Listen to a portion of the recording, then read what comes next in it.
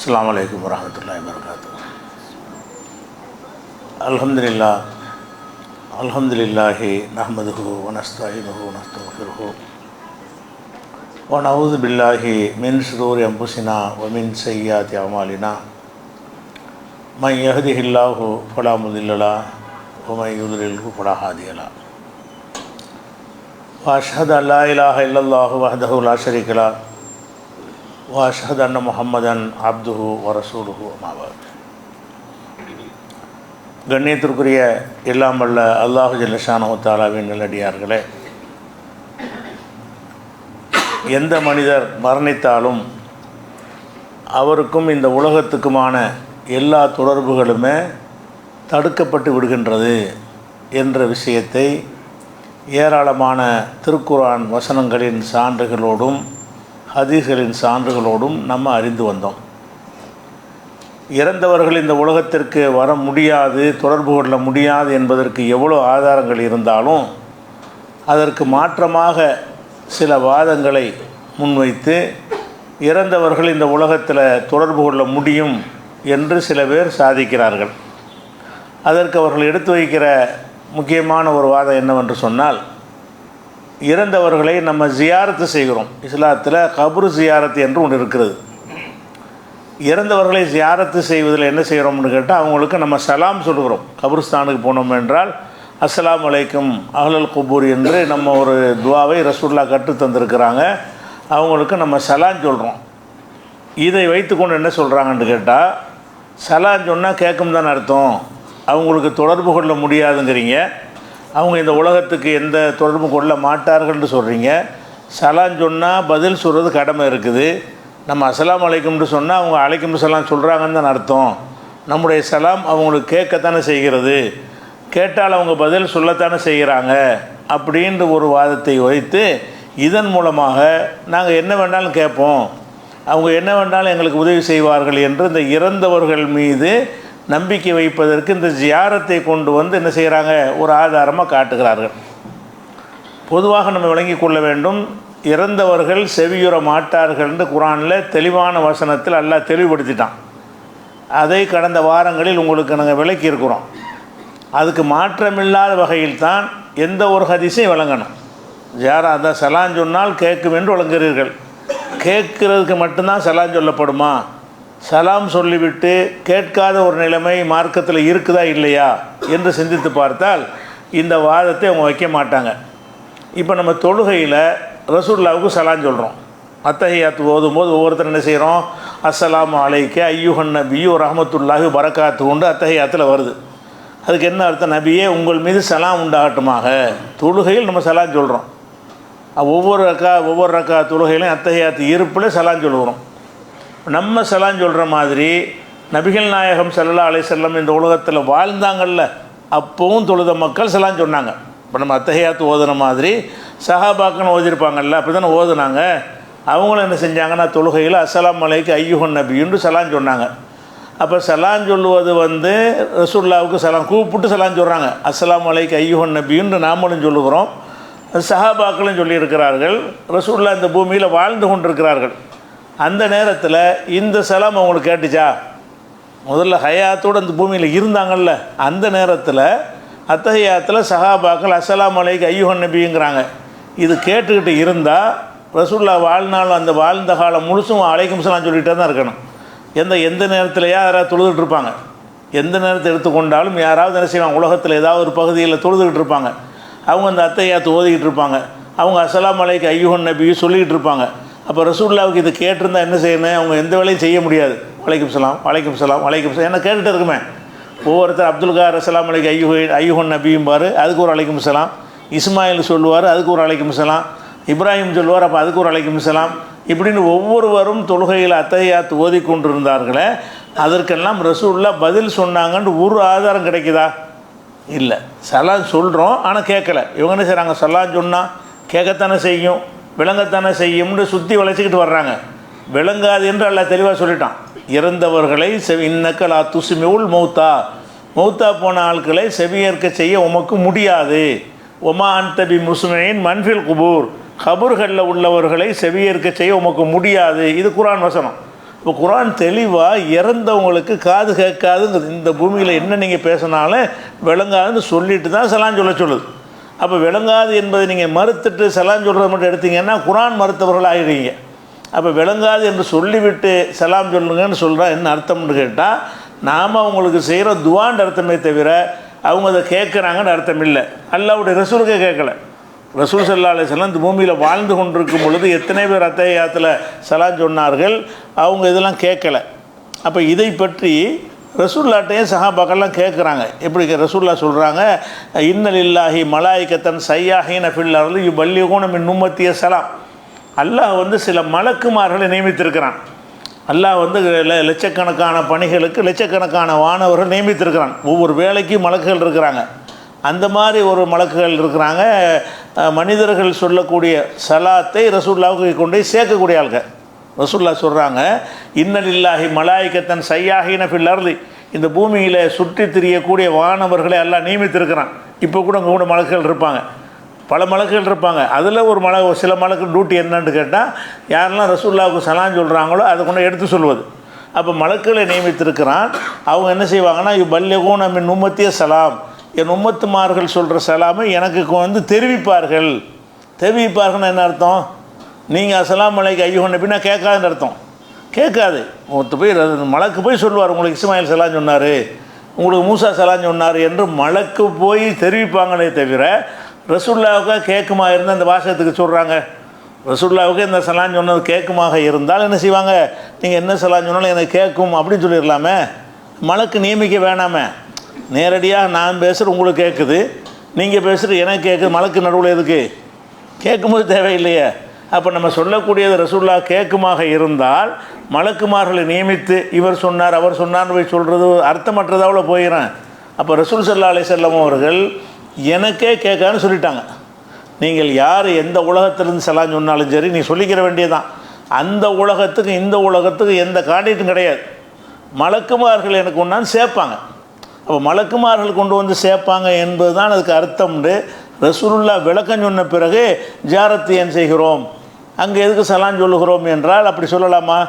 அப்போ இந்த விஷயங்கள் எல்லாம் வந்து சலாம் சொல்கிறோன்னா உங்கள் மீது சாந்தி உண்டாகட்டுமாக அப்படிங்கிற வார்த்தையை வந்து ஒரு துவாவாக செஞ்சுட்டு வர்றமே தவிர நாம் சொல்லக்கூடியது அவருக்கு என்ன செய்யாது, விளங்கவே விளங்காது. அவர் பதில் சொன்ன அது ஏன் உங்களுக்கு விளங்கலப்போ? நீ அஸ்ஸலாமு அலைக்குங்கிறியா, அலைக்கும் சலாம்னு சொல்லுவாருங்கிறீங்கள, சொன்னது ஏன் உங்களுக்கு விளங்கலை? அப்போ ஒன் சைடு அடக்கப்பட்டு அவங்கள ஒத்துக்கிறாங்க. ஒன் சைடு அங்கேருந்து வராது, இங்கேருந்து மட்டும்தான் போகும்னு ஒத்துக்கிறாங்க. அதனால் அதை சுற்றி வளைச்சிக்கிட்டு இப்படி விளங்குவதை விட்டு என்ன செய்யணும், நம்ம தெளிவான சான்றுகளை கொண்டு விளங்கணும். இறந்தவர்களுக்கு சலான் சொல்லுவது வந்து ஒரு கபருக்கு போகிறது ஒரு நோக்கத்துக்கு போகிறோம். எதுக்கு போகிறோம்? இதை ரசூல் ஆரம்பத்தில் தடுத்து வர வச்சுருந்தாங்க. ஆரம்பத்தில் இந்த கபுர்ஸ்தானுக்கு போகிறதே கூடாதுன்னு தடுத்து வச்சுருந்தாங்க. எதனாலன்னு கேட்டால் அந்த சமாதிகளில் போய் சில இவங்க அழுது புலம்புறது ஒப்பாரி வைக்கிறது இதுகளெல்லாம் பார்த்து விட்டு ரசூல் அணைஞ்சாங்கன்னா தடை செஞ்சு வச்சுருந்தாங்க. பிறகு அதை அனுமதிக்கிறாங்க.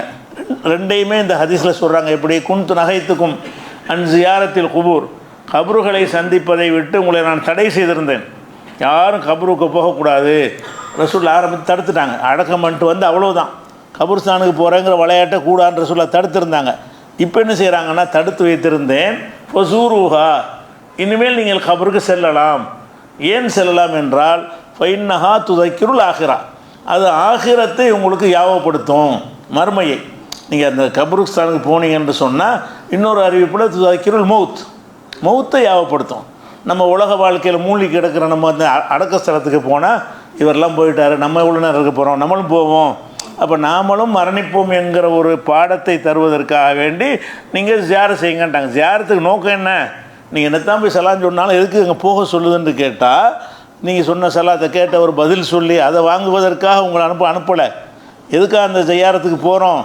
அது மௌத்தை யாவப்படுத்தும். நம்ம அந்த கபுர்ஸ்தானுக்கு போனோம் என்று சொன்னால் அது துதைக்கிருள் ஆகிரா, ஆகிரத்து மரண சிந்தனை வந்துச்சுன்னு சொன்னால் ஒழுங்காக வாழ்க்கை நடத்துவோம். நமக்கு இப்போ ஒன்றாலும் மரணம் வந்துடும்னு ஒரு பயம் வந்தால் கொஞ்சம் கெட்டவனாக இருக்கிறவன் கூட கொஞ்சம் மாற்றிக்கிறவான், தன்னைய நல்லவனாக இருக்கிறவன் இன்னும் கொஞ்சம் நல்லவனாக ஆக்கிடுவான். அப்போ இந்த மரணத்தினுடைய நினைவு வரும் பொழுது வாழ்க்கையை மாற்றிக்கொள்வார்கள் என்பதற்கு தான் இதை ரசூலில் அனுமதித்தாங்க என்பதை நம்ம பார்க்குறோம். அது மாத்திரம் இல்லாமல் வந்து இந்த கபரு சியாரத் என்பது முஸ்லீமுடைய கபருக்கு மட்டும் கிடையாது.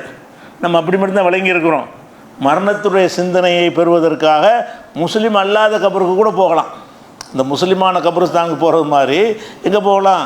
முஸ்லீம் அல்லாத கபருக்கு கூட போகலாம். அங்கே அந்த திக்ரு சலான் சொல்வது கிடையாது. தவிர மரணத்தை யாவப்படுத்துவதற்காக வேண்டி சுடுகாட்டுக்கு போய் என்ன செய்யலாம்? இடுகாட்டுக்கு போய் பார்த்துட்டு வரலாம். அதுக்கு என்ன ஆதாரம்னு கேட்டால், நபிகள் நாயகம் ஸல்லல்லாஹு அலைஹி வஸல்லம் சொல்கிறாங்க, அவங்க அம்மா வந்து சின்ன வயசில் ரசூல்லா வந்து சின்ன வயசாக இருக்கும்போது மூத்தா போயிட்டாங்க. ரசூல்லாவுடைய தாயார் வந்து ரசூல்லாவுக்கு 6 வயசாக இருக்கும்போதே இறந்துட்டாங்க. அப்போ ரசூல் ஸல்லல்லாஹு அலைஹி வஸல்லம் அவர்கள் தாயை பார்த்ததில்லை, விவரம் தெரிஞ்சு பார்த்ததில்லை. அதனால் என்ன செய்கிறாங்கன்னா, அவங்க ஒரு நாள் நினைவு வருது, நம்ம அம்மாவுடைய கபுர்ஸ்தானை போய் பார்ப்போம், அடக்க ஸ்தலத்தை பார்ப்போம், அவங்க ஹயாத்தோடு நம்ம பார்த்தது இல்லை, அதனால் அவங்க அடக்க ஸ்தலத்துக்கு போவோம் அப்படின்னு மனசில் நினைப்பு வருது. நினைப்பு வரும்போது அல்லாஹ்ட்ட கேட்குறாங்க, இறைவா, என்னுடைய தாயாருடைய கபூரில் போய் ஜியாரத்து பண்ணி அவங்களுக்காக வேண்டி நான் பாவ மன்னிப்பு தேடணும், அதுக்கு எனக்கு அனுமதி கொடு. இஸ்தாதன்து ரப்பி அன் அஸ்தக்ஃபிரலி உம்மி, எனது தாயாருக்கு பாவ மன்னிப்பு தேடுவதற்காக அல்லாஹ்ட்ட நான் பர்மிஷன் கேட்டேன். அல்லாஹ்ட்ட கேட்குறாங்க, இறைவா, எங்கள் அம்மாவுடைய கபருக்கு போய் அவங்களுக்காக பாவ மன்னிப்பு தேடனாம்னு பர்மிஷன் கொடுன்னு கேட்குறாங்க. அல்லாஹ் நினச்சிட்டான்னா பர்மிஷன் இல்லைன்ட்டான். ஏன் பர்மிஷன் இல்லைன்ட்டான்? அவங்க பல தெய்வ நம்பிக்கையில் மரணிச்சிட்டாங்க. இந்த இஸ்லாம்லாம் வருவதற்கு முன்னாடி அந்த சிலைகளை கடவுளாக நம்பி வணங்கக்கூடிய சமுதாயத்தில் அவங்க இருந்தாங்க. அவங்க அந்த மாதிரி வாழ்ந்து அந்த மாதிரி மரணித்ததுனால அவங்களுக்கு பாவ மன்னிப்பு தேட முடியாது. மாக்கானல் இன்னபி உள்ளதி நாமனும் எஸ்தக்ஃபிருலில் முஷ்ரிக்கீன உலவுக்கான உலி குர்பா, நபிமார் இந்த முகமது நபிக்கும் மற்ற மூமின்களுக்கும் அனுமதி கிடையாது. எந்த அனுமதி கிடையாது? எஸ்தக்ஃபிருலில் முஷ்ரிக்கீன், இணை கற்பித்தவர்களுக்கு பாவ மன்னிப்பு தேடுவது அனுமதி கிடையாது. உலவுக்கான உலி குர்பா, அவங்க எவ்வளோ நெருங்கின உறவினராக இருந்தாலும் கிடையாதுன்னு குர்ஆனில் வரல தடுத்துட்டான். இணை கற்பிச்சிட்டாங்கன்னு தெரிஞ்சாங்கன்னு சொன்னால் அது நபியாக இருந்தாலும் சரி, நீ எங்கள் அம்மாவுக்கு மன்னிப்பு கேட்குறேன், பாப்பாவுக்கு மன்னிப்பு கேட்குறேங்கிற விளையாட்டு கூடாது அப்படின்னு நல்லா அவரை தடுத்துட்டானா, இவங்க வேறு இந்த மாதிரி அனுமதி கேட்டாங்க, எல்லாம் மறுத்துட்டான், அனுமதி கிடையாது. அப்போ ரசூலுல்லாஹ் சொல்கிறாங்க, அப்படியானால் அந்த கபரை போய் பார்த்து நான் பார்த்துட்டு வர்றதுக்கு மட்டும் ஜியாரத்துக்கு எனக்கு அனுமதி கொடுன்னு கேட்குறாங்க. பாவ மன்னிப்புலாம் தேட மாட்டேன், எங்கள் அம்மா அடக்கம் பண்ண இடம்னு பார்க்குறதுக்கு அனுமதி கொடுன்னு கேட்குறாங்க. அல்லாஹ் எனக்கு அனுமதி கொடுத்தான். அவங்க முஸ்லீம் அல்லாதவங்க கபர் தானே அது, அதுக்கு போவதற்கு அனுமதி கேட்ட அனுமதி கொடுத்தான்னு சொல்லி அந்த கபருஸ்தானத்தை போய் நின்று ரசூலுல்லாஹ் நினைஞ்சாங்க, அழுதாங்க. அவங்க அழுவதை பார்த்து இருக்கிற சஹாபாக்கெல்லாம் அழுதாங்க.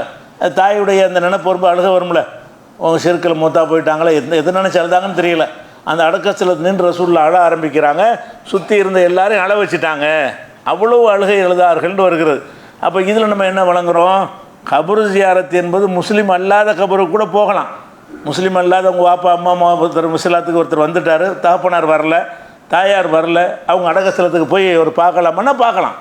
பார்த்து என்ன செய்யக்கூடாது? மன்னித்திருந்து துஆ செஞ்சிடக்கூடாது.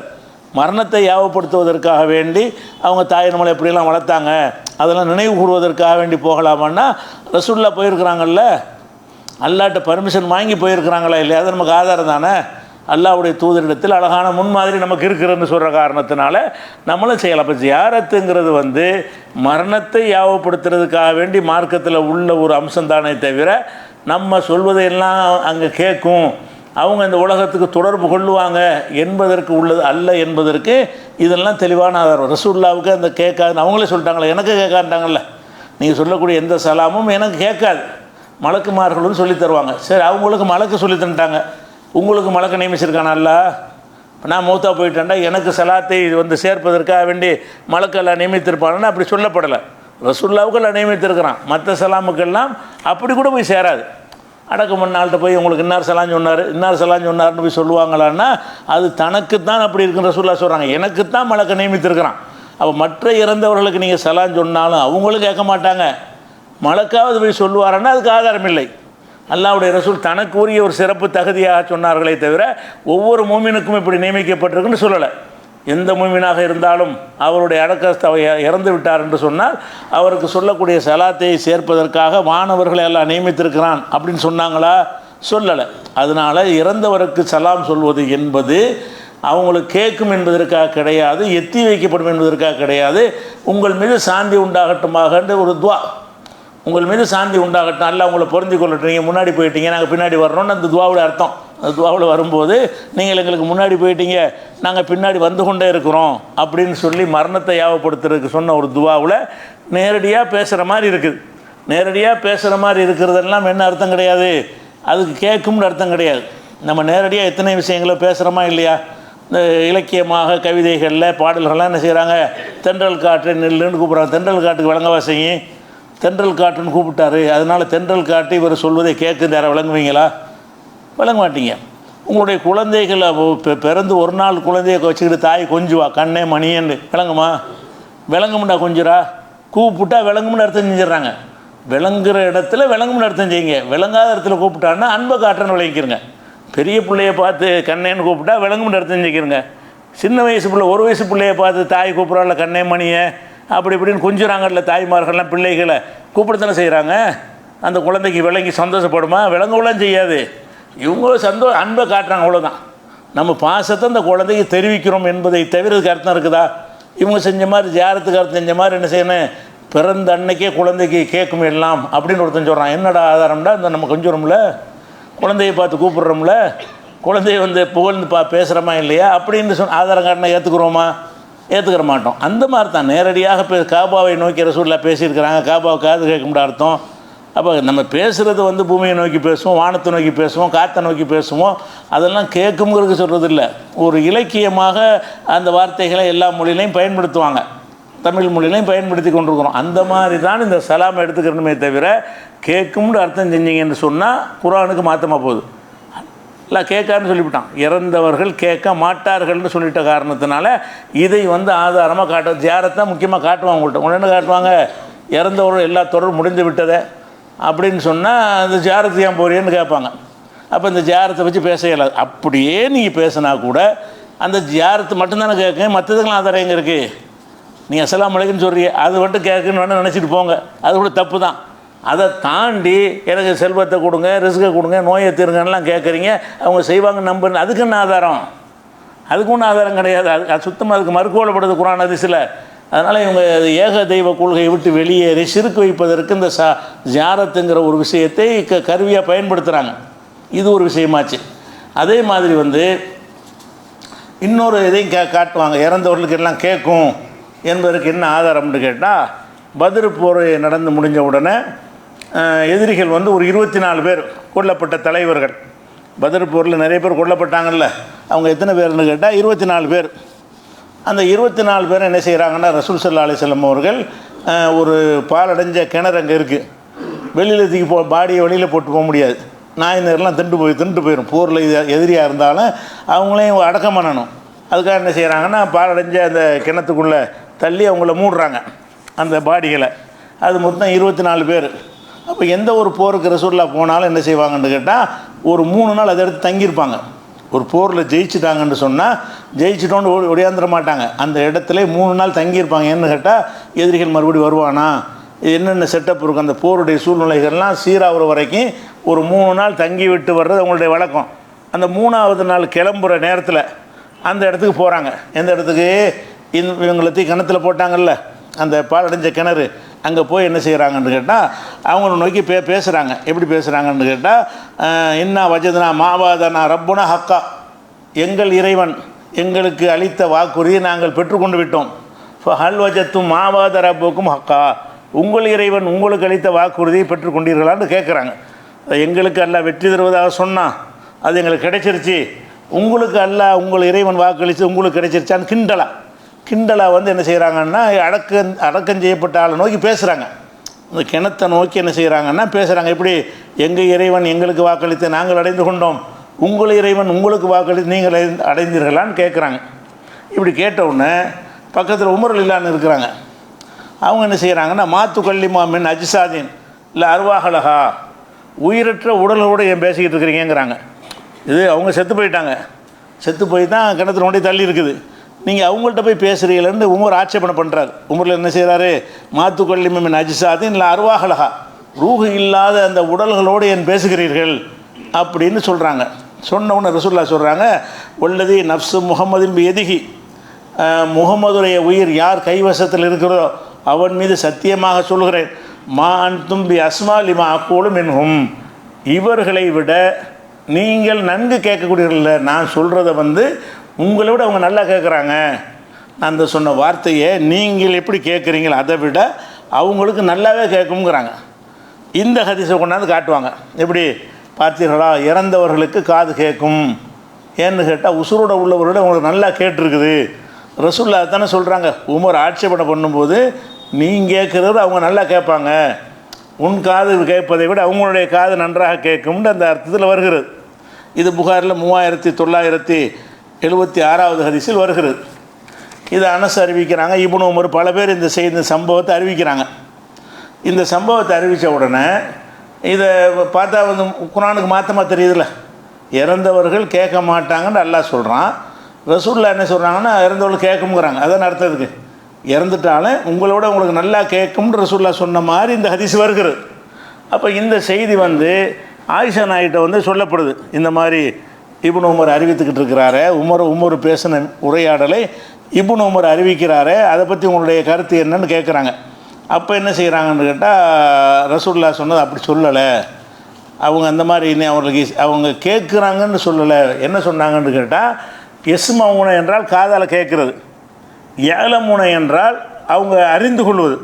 காதால் கேட்டு அறிந்து கொள்வதில்லை, அனுபவத்தால் அறிந்து கொள்வது. இப்போ ரசூல் ஸல்லல்லாஹு அலைஹி வஸல்லம் வந்து காதால் கேட்பார்கள்ங்கிற வார்த்தையை பயன்படுத்தலை. ரசூலுல்லாஹ் சொன்னது என்ன, மா கால இன்னஹும் இல்லை எஸ்மவுன, அவர்கள் செவியுறுகிறார்கள் என்று ரசூலுல்லாஹ் சொல்லவே இல்லை.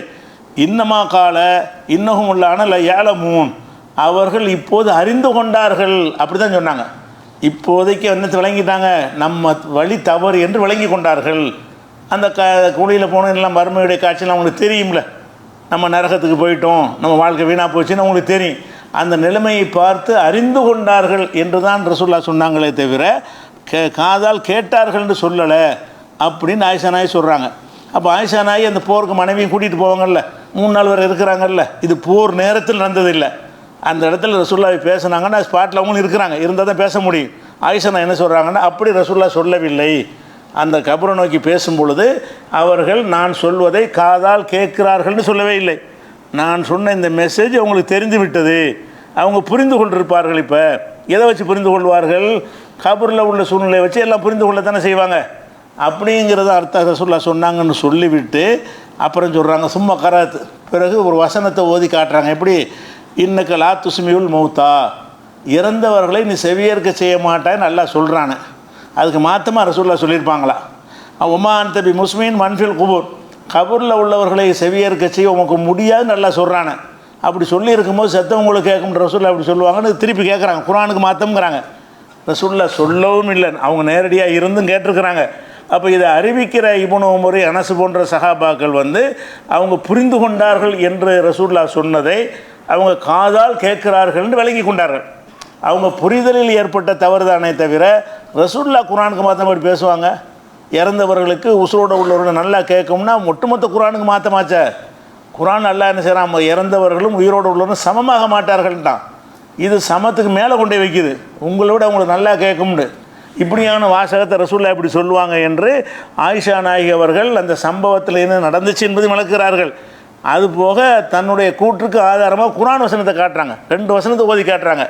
இன்னக்க லா துஸ்மியுல் மௌத்தா என்கிற வசனத்தையும், செத்தவர்களுக்கு உம்மால் செவியேற்க செய்ய முடியாது என்கிற வசனத்தையும், கபரில் உள்ளவர்களை செவியேற்க செய்ய உமக்கு முடியாது என்கிற வசனத்தையும் என்ன செய்கிறாங்க, ஓதி காட்டினார்கள். அப்படிங்கிற ஒரு செய்தி 3978 புகாரியில் 3978 இருக்கிறது. இதை ஆயிஷா நாய் சொல்லிவிட்டு இந்த மாதிரி தான் இந்த இப்னு உமர் இன்னொரு இடத்துலையும் தப்பாக சொன்னாருங்கிறாங்க. அதை சுட்டி காட்டுறாங்க. இப்னு உமர் அவர்கள் இந்த செய்திகளை கிரகிக்கிற விஷயத்தில் அவர் மிஸ்டேக் பண்ணுற ஒரு ஆளாக இருக்கிறாரு அப்படின்னு என்ன செய்கிறாங்கன்னா இன்னொரு சம்பவத்தை எடுத்து காட்டுறாங்க. என்ன சம்பவம்னு கேட்டால், இப்னு உமர் அறிவிக்கிறார், ஒரு மையத்து இருக்குன்னு வைங்க, ஒரு ஆள் இறந்துட்டார். அங்கே உட்காந்து நீங்கள்லாம் அழுதுகிட்டு இருக்கிறீங்க. நீங்கள் அழுதிங்கன்னா மையத்துக்கு வேதனை செய்யப்படும்.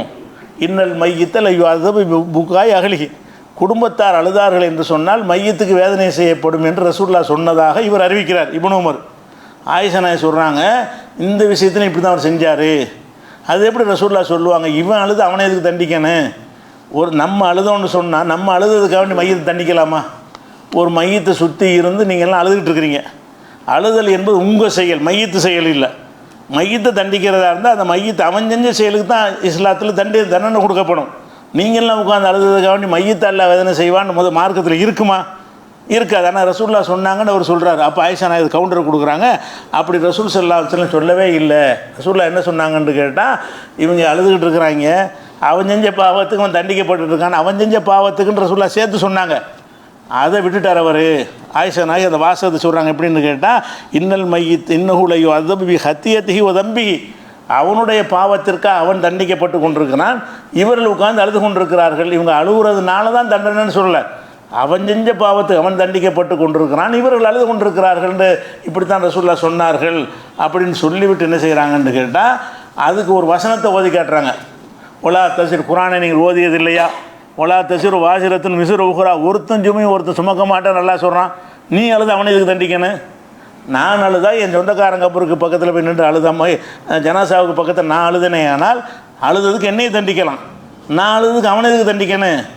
ஒருத்தன் பாவத்துக்கு ஒருத்தன் தண்டனை இஸ்லாத்தில் உண்டான்னு கேட்குறாங்க. அப்போ அல்லாஹ் குரானில் என்ன செய்கிறான், ஒலா தசிர் வாசிரத்தின் மிசுர் உகுரா, ஒருவருடைய சுமையை இன்னொருவர் சுமக்க மாட்டார். ஒருத்தர் பாவத்துக்கு இன்னொருத்தர் தண்டிக்கவே மாட்டான். தண்டிக்கிற அந்த பாவத்தை அவன் செஞ்சுருக்கணும். அப்போ மையத்தை அல்லாஹ் தண்டிப்பானா? மையத்தை அது செஞ்ச பாவத்துக்கு வேண்டாம் தண்டிப்பானே தவிர, அது இறந்து போன பிறகு நீங்கள் என்னத்தையாக செஞ்சீங்கன்னா அதுக்காக வேண்டிய மையத்தையும் அல்லாஹ் கேள்வி கேட்பான்? அதுக்கு தெரியவே செய்யாது. நீங்கள் அழுவுறது தெரியாத மையத்துக்கு முதல்ல நீ உட்காந்து ஒப்பாரிச்சு அழுதா கூட அந்த மையத்துக்கு தெரியாத அப்படின்னு ஆயிஷா நாயகி வளர்க்குறாங்க. சொல்லிவிட்டு இந்த மாதிரி தான் இந்த சம்பவத்துலையும் சொன்னாருங்கிறாங்க. ரெண்டு சம்பவத்தை சொல்லி காட்டி இந்த இறந்தவர்களை கேட்குங்கிற விஷயத்தையும் தப்பாக தான் சொன்னார், இந்த மையத்துக்கு வேதனை செய்யப்படுறது தப்பாக தான் சொன்னாருங்கிற விஷயத்தையும் இது ஆயிஷா நாயகி வளர்க்குறாங்க. இது புகாரில் 3978 ஹதீஸாக இருக்கிறது. அதனால் இறந்தவர்களை கேட்குங்கிற மாதிரி வரக்கூடிய எந்த சம்பவத்தை எடுத்துக்கொண்டாலும் ஆயிஷா நாயகி கவனத்துக்கு வரும்போது பொய்யின் நிராகரிச்சிட்டாங்கல்ல. ஆயிஷா நாயகிட்ட ரசூலுல்லாஹி பேசுனாங்கன்னு வந்தோடனே பேசலை கிடையாது. எப்படி பேசியிருப்பாங்க? குரானுக்கு மாற்றமாக இருக்குதே, கேட்க மாட்டாங்கன்னு அல்லாஹ் சொல்கிறான், கேட்பான்னு ரசூலுல்லாஹ் சொல்லுவார்கள்னா எப்படி? ரசூலுல்லாஹ் குரானுக்கு மாற்றமாக பேச வந்தாங்களா? குரானுக்கு விளக்கம் சொல்ல வந்தாங்களா? அப்படின்னு சொல்லி ஆயிஷா நாயகி மறுத்திருக்கிற காரணத்தினால இது மாதிரி சம்பவங்களை வைத்து மௌத்தா போன ஆளுக்கெல்லாம் எல்லாம் ஆக்டிவாக இருப்பாங்க, துன்யாவில் செயல்படுவாங்க, நம்ம கோரிக்கை வைக்கலாம், பிரார்த்தனை வைக்கலாம், ஏற்றுக்கொள்வார்கள் என்று சொல்வது எல்லாமே அபத்தமானது, இஸ்லாத்துக்கு எதிரானது. இன்னும் என்னென்ன மாதிரி அபத்தவாதங்களை எல்லாம் வைக்கிறார்கள் என்பது இன்ஷா அல்லாஹ் நம்ம அடுத்த வாரங்களில் பார்க்கலாம்.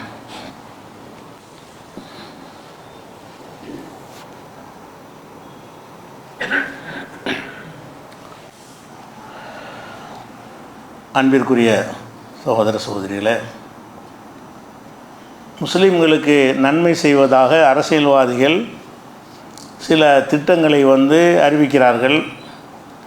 பிறகு என்ன ஆகுதுன்னு கேட்டால், அது இஸ்லாமியர்களுக்கு ரொம்ப அதிக சலுகை கொடுப்பதாக நினைத்து கொண்டு அது கடுமையான எதிர்ப்பு வரக்கூடிய சம்பவங்கள் நிறைய நாட்டில் நடக்கிறது.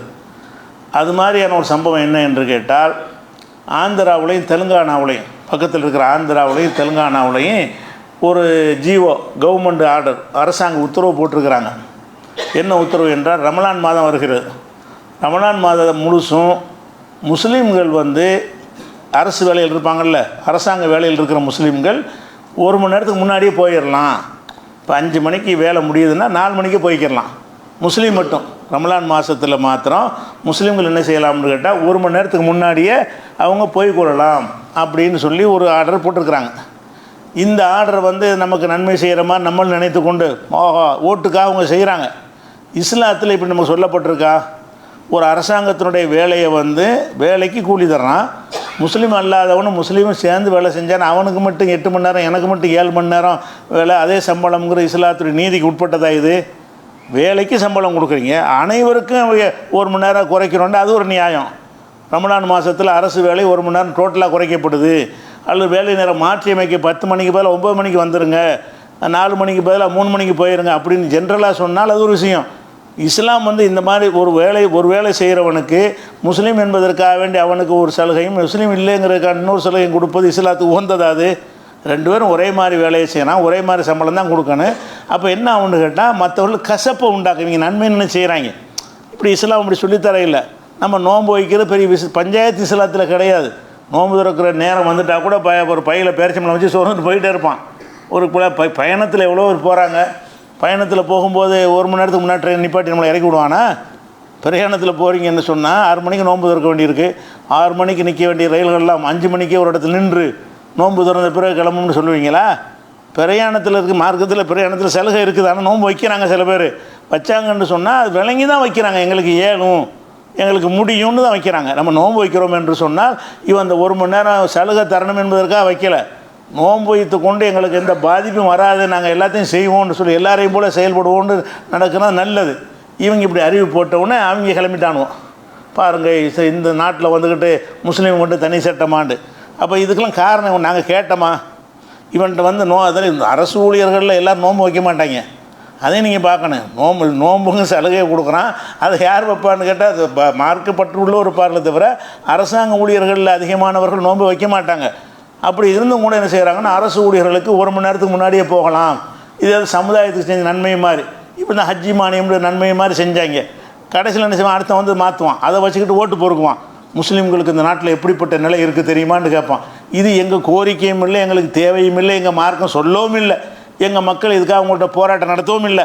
நீங்கள் நோன்பு நேரத்தில் எங்களுக்கு 1 மணி நேரம் முன்னாடி விட்டு யாராவது போராட்டம் நடத்தணுமா? நம்ம கோரிக்கை வச்சோமா? இதை அவன் செய்யலைன்னு நம்ம கேள்வி கேட்டிருப்போமா? விளங்கி தான் நாங்கள் நோன்பு வைக்கிறோம். நீங்கள் 1 மணி நேரம் லீவ் விடலைன்னா நாங்கள் நோன்பு விட்டுருவோம். அப்போ நீ உரிய நேரத்தில் வேலை செஞ்சாலும் சரி தான் நாங்கள் என்ன செய்வோம், நாங்கள் வேலை செய்யத்தான் செய்வோமே தவிர இது நோன்புக்குன்னு நாங்கள் சலுகை எதிர்பார்க்கவில்லை. அப்போ ஆந்திராவில் முதல்ல தெலுங்கானாவில் அறிவிக்கிறான், அதை பார்த்துவிட்டு நோன்பு நெருங்க போதில் ஆந்திராவிலே அறிவிச்சிருக்கிறாங்க. இதில் எல்லாம் முஸ்லீம்களை திருப்திப்படுத்தலான்னு நினச்சி ஏமாத்துறாங்க. இது திருப்தி அடைஞ்சிடறான். முஸ்லீம் என்ன செய்கிறான், இல்லை நமக்குன்னு சலுகைண்டு நியாயமானு பார்க்க முடியும். இப்படியான ஒன்று இஸ்லாம் ஏற்றுக்கிறோமா? இதை அநியாயமான ஒரு விஷயத்தில் இஸ்லாம் ஏற்றுக்கொள்ளாது. பாரபட்சமாக நடத்துவதை ஒரே வேலைக்கு வந்து இவன் 1 மணி நேரம் கூட 1 மணி நேரம் கம்மிங்கிறது எந்த அநீதிக்கும் இஸ்லாம் உடந்தையாக இருக்காது. அப்போ என்ன செய்யணும், இந்த மாதிரி விஷயங்கள்லாம் நம்மளே எதிர்க்கணும். அவங்க கண்டிக்கிறதுக்கு முன்னாடி இது யார் ஒன்றை கேட்டால் இப்படி எங்கள் மாதிரி நாங்கள் நோன்பு வச்சுட்டே இருப்போம். இதில் 5 மணிக்கு எப்படி இருந்தாலும் அரசாங்க வேலை முடிஞ்சிடும். 10 மணிக்கு ஆரம்பிப்பாங்க, 5 மணிக்கு அரசு வேலை முடிஞ்சிடும். 5 மணிக்கு முடிஞ்ச பிறகு 1 மணி நேரம் இருக்குது நோன்பு திறப்பதற்கு. 6 மணிக்கு 6 மணி 6:20 வருதா, 6 1/2 மணி நேரம் வரப்போகிறது. அந்த 1.5 மணி நேரத்துக்குள்ள இடத்துல போய் என்ன செய்வான், அவன் நோன்பு திறந்துக்கிடுவான். நோன்பு திறக்கிற நேரமே வேலையில் இருக்கும் வந்தால் கூட அங்கே தண்ணியை குடித்து நோன்பு திறந்துக்கிடுவான். அதுக்கெல்லாம் பயிற்சி எடுத்தவன் தான் முஸ்லீமு. அதுக்கெல்லாம் தன்னை தயார்படுத்தி கொண்டு வந்தால் முஸ்லீமு. நோன்புக்கு அர்த்தமே அதுதான். நோன்புங்கிறது என்ன இயல்பாக இருக்கிறதோ அதை ஜெயிச்சு காட்டுறது தான் நோன்பு. நீங்கள் எப்படி இருந்தாலும் நாங்கள் அதுக்கு கரெக்டாக பேணுவோம். அதை விட்டு என்ன செய்கிறாங்கன்னா, இப்படி ஒன்றை போட்டு இப்போ இது ஒரு சர்ச்சையாக கொளுத்தி போட்டு விட்டாங்க. இவங்க நம்ம கேட்காத ஒன்றை இவங்களா செய்வாங்க. அப்புறமேல இதை வச்சு இஸ்லாத்துக்கு எதிராக என்ன செய்வாங்க, முஸ்லீம்களுக்கு தான் எல்லா சலுகையும் நம்ம எவ்வளோ வக்குஃப் சட்டத்தை எடுத்து விட்டாங்கன்னு அந்த மாதிரி விஷயத்தை பேசுனா அது நியாயம் இருக்கிறது. அது மாதிரி NPR NRC கொண்டு வந்து நம்மளை குடியுரிமை இல்லாமல் ஆக்குறான்னா அது நியாயம் இருக்கிறது. அந்த மாதிரி விஷயங்களை விட்டுட்டு இது கேட்காத விஷயத்தில் இஸ்லாம் சொல்லாத விஷயத்தையெல்லாம் முஸ்லீமுக்கு நல்லது செய்கிறேன்னு சொல்லி என்ன செய்கிறது, இவங்களா சில காரியங்களை செய்வது, அதன் மூலமாக ஓட்டு பொறுக்க பார்க்குறாங்க. நமக்கு பின்னடைவாகுது. முஸ்லீம்களை மற்றவன் தப்பாக அவனுக்கு வெறுப்பு வரும்ல அடுத்தவனுக்கு. நம்மளோட சக பணியாளர் 100 பேர் வேலை செய்கிறான், ஒரு 25 பேர் முஸ்லீம், 75 பேர் முஸ்லீம் இல்லை. அவன் என்ன நினைப்பான், இங்கே வர்றாது அவங்களுக்கு மட்டும் சலுகை பற்றியா? அங்கனுக்குள்ளே மதவெறி உண்டாயிரும். ஊழியர்களுக்கு மத்தியில் என்னவாயிரும், மத துவேஷம் உண்டாகிவிடும். நமக்கு அதே வேலை நம்மளும் செய்கிறோம். இவன் 1 மணி நேரத்துக்கு முன்னாடி போகிறான், எனக்கு அந்த சம்பளம் அவனுக்கு அந்த சம்பளம் நினைக்க மாட்டான். அவன் இவங்க வந்து கசப்பை உண்டாக்குறாங்க. இந்த மாதிரி செயல்கள் மூலமாக இஸ்லாம் கோராத, முஸ்லீம்கள் கோராத இந்த செயல்களை செஞ்சு கசப்பை விதைக்கிறார்கள் என்பதை நம்ம என்ன செய்கிறோம், கவனமாக இருந்து கொள்ள வேண்டும் என்பதை தெரிவித்துக் கொள்கிறேன். அஸ்ஸலாமு அலைக்கும்.